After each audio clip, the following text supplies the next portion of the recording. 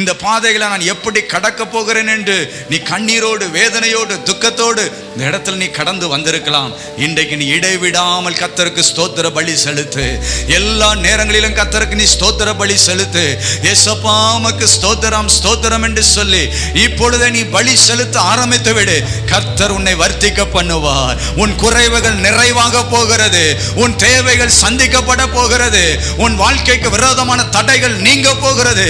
கர்த்தர் உனக்காக யாவையும் செய்து முடிக்க போகிறார். உன் எல்லைகளை விஸ்தாரமாக்கி ஆசீர்வதிக்கிற தெய்வம் இயேசு கிறிஸ்து இன்றைக்கு உன் வாழ்க்கைக்குள்ள கடந்து வந்து உன் குறைவுகளை நிறைவாக்க போகிறார். நீ அநேக சூழ்நிலையை பார்த்து கலங்காதே, பிரச்சனையை பார்த்து கலங்காதே, தேவையை நினைத்து நீ சோர்ந்து போகாதே. நீ ஸ்தோத்திர பலி செலுத்து.